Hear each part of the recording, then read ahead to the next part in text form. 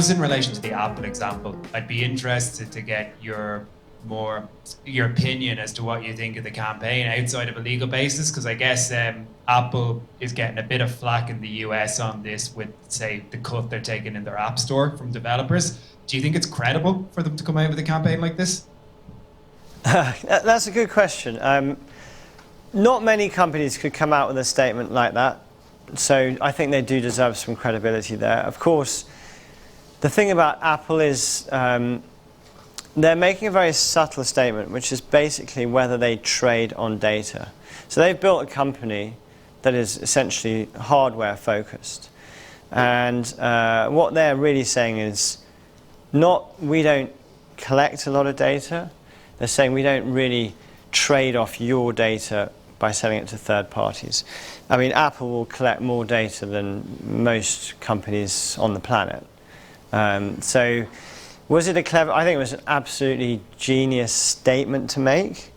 Are they bulletproof from scrutiny on their data practices? I don't know, but it's doubtful that any company in the world can be completely, can avoid getting tripped over, because obviously the use of data is so prevalent.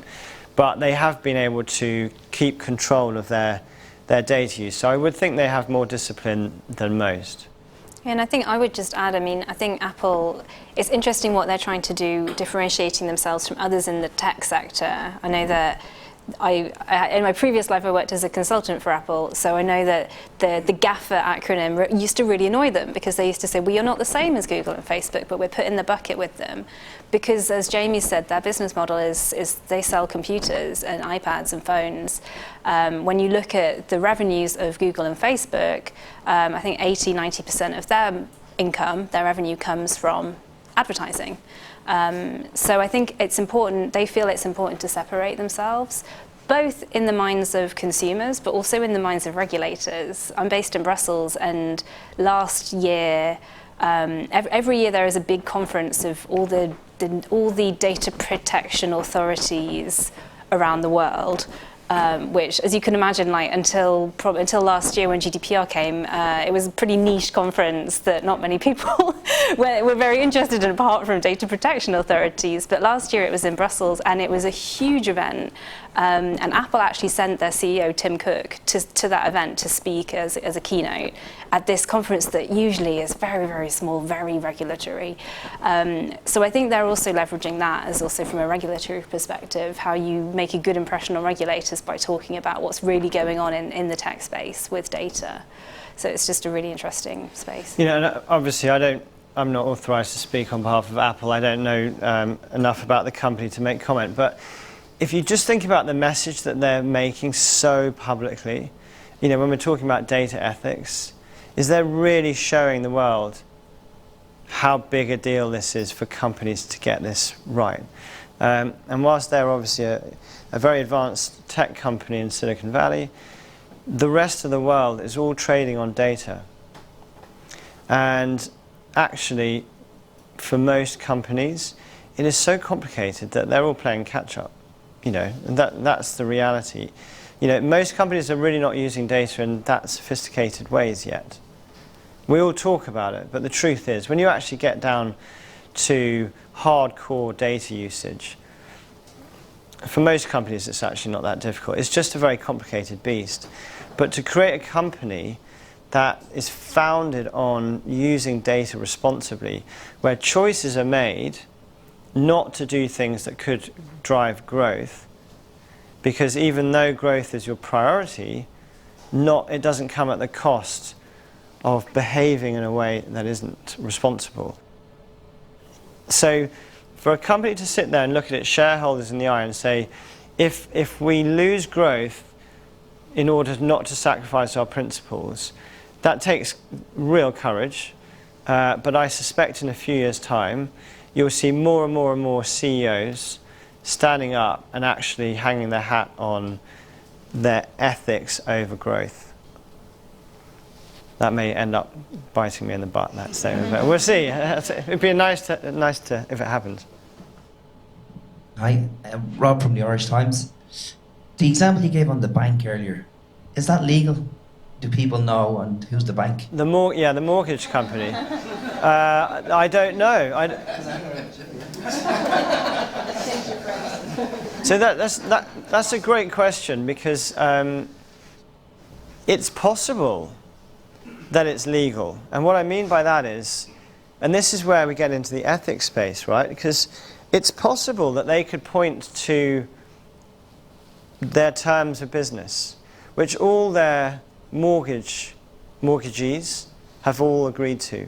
In the same way you click through on your iPhone, you know, like, do you accept our terms and conditions? And people just click, right? So if that mortgage company has written into its privacy policy or its terms of business that we will use your data in this way and that way, it's possible that that has given them the legal basis on which to use people's data. But is it the right thing to do, you see? Because I think from your question, it would suggest that you think it's not. And that's exactly where I am as well, is if you have the right to do it, it doesn't make it the right thing to do. Yeah. In a way, GDPR has been very useful for our companies because it's provided a really, a very clear sort of set of rules for huge teams of lawyers, no offence, Jamie, no offence, to look at and to figure out, okay, what's our argument, like all good lawyers do, what's our argument for using data in this way, etc. How do we have a legal basis? And until, there's a lot of companies in that space who may currently be under scrutiny from regulatory authorities, may have a fine above their head. I'm thinking of, for example, Google in France right now has been issued the first big GDPR fine, but they maintain that everything they have done was legal and they're appealing it. And until that ends up in the European Court of Justice, probably 2 or 3 years down the line, they won't receive a fine and maybe they'll win the appeal, who knows.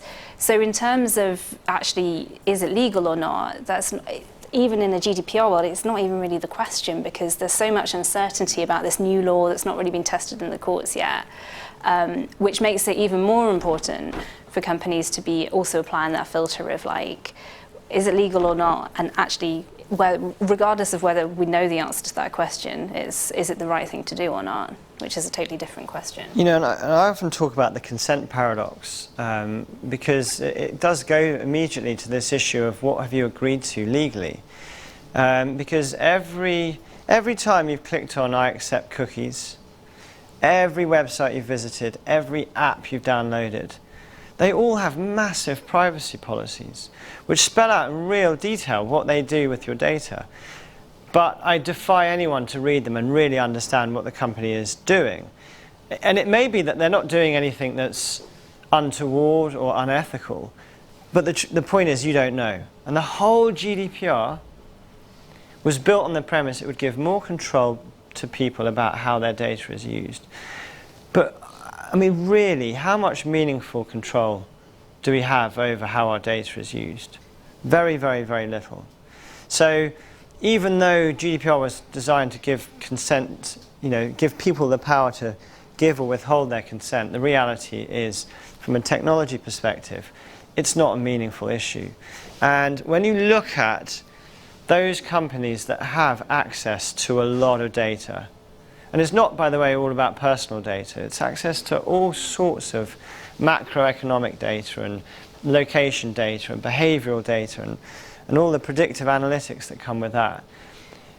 What companies can do with our data today can be quite terrifying. But their lawyers could point to statements, terms and conditions, privacy notice, etc., and argue that quite justifiably, we have the right to do this.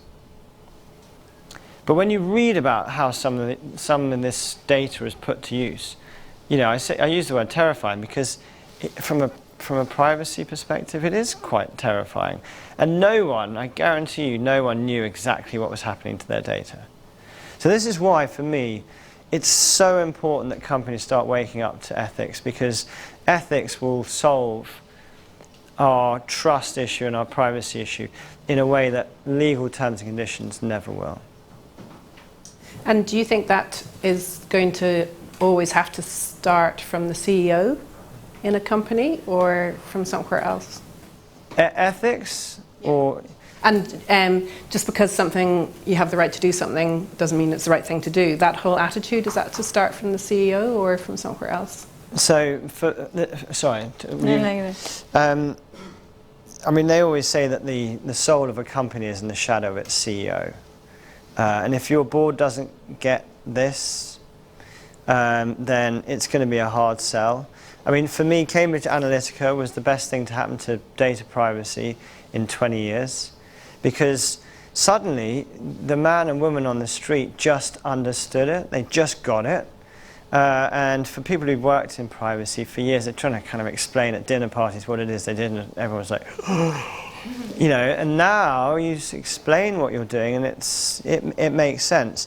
So I'm seeing a real trend in boards totally getting ethics, and getting ethics way quicker than they got privacy and data protection, because they realize that their reputation, well, first of all, they realize their company is now going to be driven by data, right? Almost universally, everyone is waking up to that fact, whether you're in insurance or you're in FMCG or you're in sanitary towel, whatever it is you do, you're going to be driven by data at the very core. And as soon as you realize that, you realize that your reputation will hang on how you use data, and that feeds into your security and everything else. But I think the boards really understand that ethics will be the driver. I think one of the things that we would like to try and do with the data ethics board that we've set up at WFA is to try and dig into that question a little bit more about, okay, what in terms of internal structures, or who needs to be on board with what, and how do you get them on board? We'd really like to start exploring that through case studies from a number of different companies, because I have to say, in the position that I sit in, I'm talking to people at many different companies who get this issue and want to do something about it. Some people, that's because their CEO or their board has said, this is an issue that we want to work on, you're in charge of it, go and figure it out. But there are other people from some companies who, they get it, but their board doesn't yet, and they're asking, we want to know how to get this on the agenda of our board so that I can be able to push this forward. And so we sort of see many different companies in slightly different places, but what we'd really like to get to is a kind of toolkit to help people, whoever is on board and whatever stage you are as a company, to be able to learn from the companies who have already got this and are pushing forward with it. If I refer you back to that slide with all the blue bubbles, you know, that's where the rubber hits the road, right? That's what the business is trying to do, you know.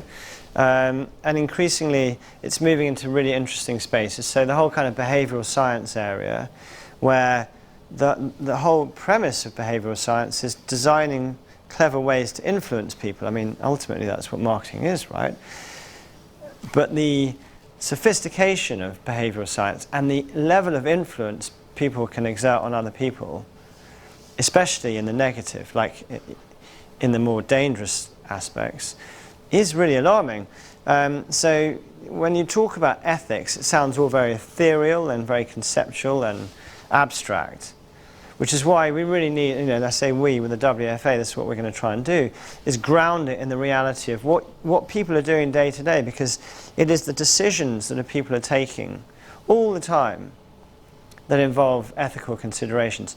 It's just they're getting more and more complicated, more interesting, and less obvious as to what the right thing to do is, which is why actually part of the whole kind of corporate solutions will be about saying, well, who do I go and ask? You know, I've got this amazing product, like it's so cool, I'd love to use it. It uses data in this way, like, you know, is it okay? And often people won't be qualified. And, you know, I speak for myself, like, who's qualified to make these decisions? So there will need to be avenues where you can get this stuff checked out. And a lot of companies are setting up external boards to handle these kind of decisions. Yeah, so they'll have, I mean, Google famously set one up and then it disbanded in a week, but that was more because of the people on the board than the actual concept of having an external ethics board. But it allows you to be other people to make decisions about what you're doing without having the kind of intrinsic bias that we have when you have growth targets, KPIs, and so on. Hi, I'm Julian from Core. I work in the data team, and I had a question, for everybody probably. So with the increase of data, we're also going to have an increase in automation. And how do you think we're going to be able to control data ethics in a process where we have more of machine learning, more of models where less and less people actually understand what is in the background, and where actually there's a level of automation that only a few people probably will understand, and is in the hands mainly of scientists and technologists? Yeah, no, I think what's really important, back to what you said about I think Sue asked you the question about where does data ethics start? So if your CTO isn't thinking about how are these models being written, it's almost like it has to be something that has to be ground up, tops down. Because if we don't have folks in you just have now people realizing data is the new oil, right? Okay, great. Now you have people realizing, oh, technology plus data scientists are going to help us do that. But if we don't have the diverse teams that are then thinking about what is this actually going to look like, the models that are running will be in the hands of the few. So it literally has to be something that people first have an awareness that these models are being built with a particular point of view. And back to the mortgage question, I think, Rob, right? You asked the question about, is that legal? If you go back to something like 1960, that's when Fair Isaac started. And Fair Isaac is kind of like the standard for a FICO score and a credit score. So they essentially wrote it way back then. It hasn't changed a lot. But what's happened is those guys who founded the company back in the 1950s, their model for who should have a 700 and get a loan for a cheap level or get really high credit, and someone who should have a 300, was written on the information they had. So pretty much people who are cash rich but banking poor are not getting mortgages, they're not getting credit cards, they're called the underbanked. And so there's a huge issue in the credit bureau industry where they're saying, oh my God, I just am not giving money to these people because if you don't show up anywhere, you're deemed a 300 because you must be a big risk. So loads of companies in the past 5 years have started to create an entire industry around going after the underbanked and saying, guess what? You show me your rental bill, your utility rental bill, and that you have cash somewhere, and we'll give you a loan because we think you're an entire segment of the population that's been ignored. So the other thing I hope happens is that people who are creating these GDPR startups, people who see this, will start also finding value. And with the amount of money that's flowing around with venture capital-backed startups, I would hope that people will start doing more kind of humane data ethic-backed ML, and that will start to also make a change from a new entrant point of view. So I really do believe it has to be all of us in this room and every person that we talk to, that it's really important to have those diverse data teams, and then make sure that up the chain people realize we can't have these be biased. We have to work this through. I had this amazing quote, and I can't remember for the life of me who said it the other day, but he just said, and he was an academic, and he said, artificial intelligence is so stupid. And what he meant was that the actual AI itself is stupid in the sense that it knows nothing. It's only what you feed it that makes it clever, and then the machine, machine learning, by definition, you start off with a low point grade GPA, whatever you call it, and you get cleverer over time. So the AI and the machine learning technology is what it is. So when companies are using that, it's absolutely incumbent on them to bring the intelligence, bring the controls, bring the processes. Because companies, time and time again, start off in a really good place, but 6 months later the machine has learned all the wrong things, and then they suddenly realize, and they look back at the decisions it's making, and even though they started out with all the best of intentions, and they might have started out on a really strong ethical basis, but actually the technology has learnt slightly in the wrong direction. So there are loads of controls to put in place, and actually in Unilever, the whole conversation really came out of HR and marketing, where they were both looking at machine learning and AI in different areas, where they wanted to put more controls in place around specifically AI.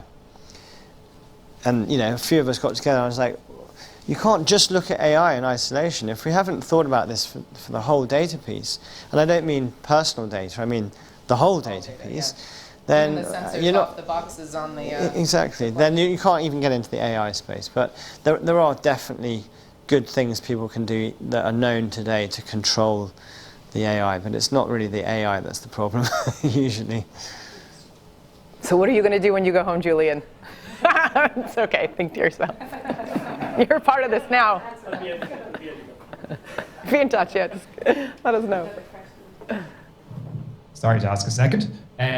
But just in terms of your presentation, your point on getting more industry people into kind of policy making was really, really interesting. And if you were to hypothetically say go to the EU or something like that, what do you think is the most needed piece of legislation, or what area needs to be worked on? I'm going to pass to Catherine in Brussels here, because we talked about this over lunch today. Unless, I mean, you have some ideas, and then I'll give you my personal view. I mean, I think, obviously the biggest piece of legislation everyone's been talking about recently has been the GDPR, which came out of Brussels, right? And I think, as we've discussed earlier, that privacy is one thing. Putting it into legislation is really tough. But the big debate in Brussels, and also actually in the US over the next couple of years, is going to be a much broader question around how responsible are some of the online platforms for the content that they host. This is something that we as WFA are already talking about with all the policy leads from the different companies in our membership. Is as advertisers, and we're getting a little bit away from data ethics here, but as advertisers, the number of brand safety issues and other issues that come from advertising on platforms like YouTube, Facebook, increasingly, when your ad, because it's all decided by a machine, right? Your ad can appear next to a video of a terrorist attack. It can appear next to a jihadi beheading or something really awful that your brand does not want to be associated with. And advertisers are asking for more control. And the answer, usually from the platforms, in some cases, is, well, we will do everything to help you as an advertiser, but legally, we're not responsible for any of this content. We're not a media platform. And it's true, there's a piece of law in EU law called the eCommerce Directive. There's something similar also in the US that says, yeah, indeed, these platforms are not media owners. They're not newspapers. They're not TV stations.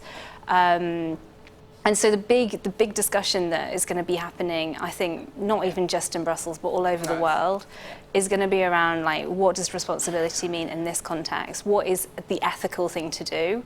Should they have to apply the same rules as newspapers and broadcasters? Or actually, is there a whole different set of responsibilities that companies like Facebook and Google have to take? And maybe that also has to include the ethical element of what they're doing with the data as well. So I mean, that's the first thing I'm seeing now, is the idea of these companies, especially with what's happened to Facebook lately. I mean, Zuckerberg's getting dragged from this committee to this committee, and their new launch of kind of the privacy living room. I think there's a realization now over the past 2 years that these companies are in fact publishers and they're media conglomerates, and so they need to be looked at in a different way. So I know that's a big topic right now with the US election cycle, which is never ending, as to what do we do about this. So it does feel like there's a breakup and a new view of what these platforms are all about. And you also have the other thing that's going on, which is fascinating, which maybe you can comment on, is we see brands starting to say, I'm going to become a publisher. I am now going to turn my access, my CRM, all the data that I have, into a place where people want to see my content. So I'm no longer going to have to go to Google and Facebook. People are going to come to me. I'm going to become something special. So I know my colleagues who I work with talk about how Dollar Shave Club was just purchased for an interactive, .com platform. Dare I say .com, it's kind of an old word to use, but anyway. And all of the profiles of consumers that go along with that to help them with their product development and their advertising. So it's now pretty much the digital platform world. So the lawyers and the policymakers are going to have to figure out a very new changing ecosystem. So one thing I would just build on what you both said is an interesting shift that's coming out of Silicon Valley, where for the last 10 years, they've all felt very much masters of their own ship. And what do I mean by that? I meant they've grown up with this mindset that says they have to control everything. So within all the companies, the big companies, the mindset was very much, we will pioneer this, we will make the decisions, and so on.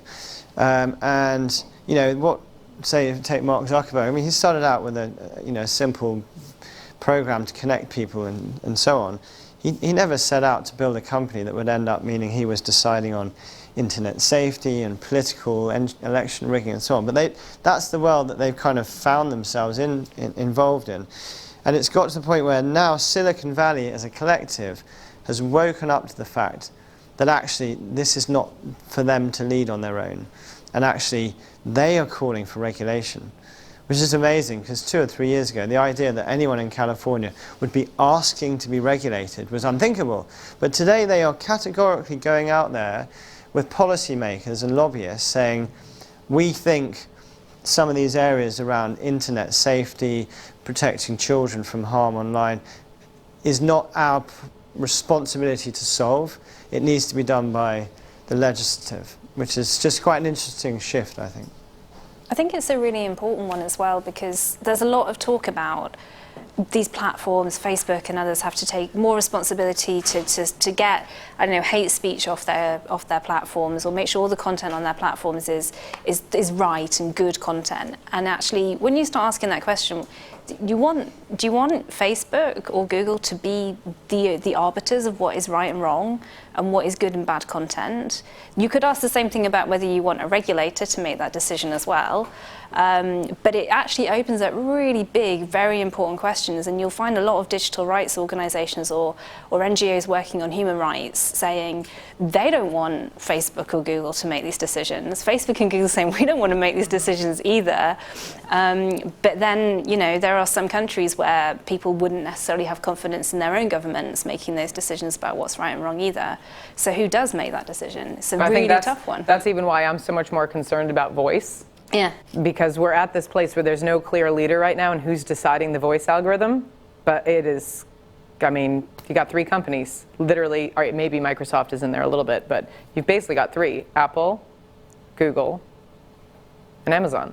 Like, those are the 3 new, I mean, that's the showdown right now. And if we don't figure out what these platforms are, how it's been regulated, what our responsibility is as consumers to kind of come together rather than be that one girl in front of the bull market, which is essentially what's driving these companies, EPS, becoming millionaires, zillionaires, whatever he is nowadays. So yeah. Great. One last question? Yeah. And then we need to wrap up. Ronan from Core as well. I work with Julian. You mentioned you're working on a toolkit, but you also talked about consumers having to make a decision in terms of looking at privacy policies, 200 per year, and having to parse through that. And also there's the challenge in the entire supply chain. So I wonder, in the discussions with the ethics board, did you talk about agreeing a set of shared principles that everybody could subscribe to, the supply chain could subscribe to, that would go beyond? Obviously you can't wait for legislation, because what you're talking about is ethics that'll be over and above legislation. Did you see that as a possibility in the short term, that you would arrive at something which could then be collectively signed up to? So, I mean, the short answer is absolutely. You'd want to start getting some industry guidelines, but they'll only ever take you to a point, because if you work in HR, you're going to have a very different perspective than if you work in R&D or in marketing insights, for example. So we could quite quickly get to a point where you could publish recommended principles, values on, say, the use of AI or how you use data. I mean, often I've found for people meaning citizens and consumers, telling them what you don't do is actually more impactful than telling you the millions of things that you do. Because often people are actually only worried about a few things, and they don't really mind. I mean, when you use Google Maps on your phone, your brain isn't thinking, I'm not sure I want to share my location with them. You know what I mean? It's obvious that you would. But so I think, yes. I mean, and there are some really, really clever people out there who've already, because this actually is really not new. People have been thinking about ethics and data for probably, a decade.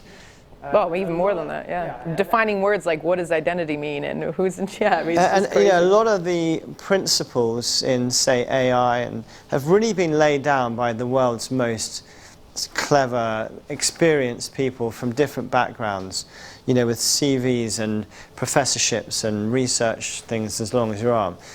So it is all there. For us, it would be about making it relevant for advertisers particularly, but similarly you'd want to do that for agencies and creative companies and so on. But so yes, you would want some guardrails, but it will be different for different companies, so you can only take it to a point. Yeah, because I think ethics is a lot of ethics is about context as well, and you've seen the different companies that we have on that board. They're all making very different products. They're in very different sectors. We have people from financial services, we have oil companies, we have consumer goods companies. And when you think about some of the ethical examples that we were talking about earlier, you know, the mortgage point on ethics, right? It's only relevant to some companies. But a company that makes oil, the ethics means something completely different to them. So I think that's the challenge is also, when we start talking about industry stuff, it's like how do you get something meaningful whilst high level enough to cover all possible cases? That's really tough. And a point which we haven't discussed today, which I think is really important, because you know, if you look at the companies that were on the ethics board, they're not really high-risk companies in terms of data ethics, right? I think without exception, none of them are kind of looking at how to use data in surreptitious and clever ways that they don't want to be found out for. But I was with the Irish Data Protection Commissioner and the UK Data Protection Commissioner discussing this kind of area. And they were really interested in companies like Unilever, branded goods companies, not because we're the ones that are creating the risk, but because collectively we're paying the innovators and the pioneers and the digital tech entrepreneurs to do stuff. And that buying power is really influential on where the markets shift. And they were saying to us, you know, you have a responsibility to help us by exerting pressure on the people who are doing the innovation. And that's where, you know, you might feel from a personal point of view, this doesn't really affect me. Well, actually, it probably does affect your company, because either you're an agency acting for the buyers, in which case you're all in it together, or your company itself is a buyer of pioneering, entrepreneurial digital services, in which case your buying decisions will help to navigate the collective future. Yeah. I think that's part of the reason it's going to people saying, you know, TV was a clear way for me to get eyeballs on the content. Google is now kind of, that's where people are. Facebook, that's where people are. So with a certain amount of money, I need to be where my competitors are and where the eyeballs are. But if you start moving to, why don't they come to me? Why don't I find a way to make content that makes Unilever stand out? All of a sudden, you're in control with your own data and ethical privacy area. So I'm quite excited about what that means in terms of agencies and brands becoming their own content factories and really changing the entire model yet again. Great. Thank you very much. And I think actually it's really interesting that you talk about the Data Protection Officer, because roughly 10 years ago, almost to the day, we had our previous Data Protection Commissioner talking at one of our first AI Toolkit events. His name was Billy Hawkes. And what he was talking about then is so different to what we're talking about today. And I remember at the time thinking that just that word data seemed very abstract and a bit dry, and now it's really come to life, and it's so important for everybody. We can see how it's really impacting you're on all day-to-day life. professionals now, right? After my test. Yeah, and I think that this is just the start, really, for the conversation. I know Barry is sitting on the board and the committee with you guys in the WFA, so I think for our members we'll be able to continue this conversation and help develop it further. So thank you all very much for coming over to Ireland.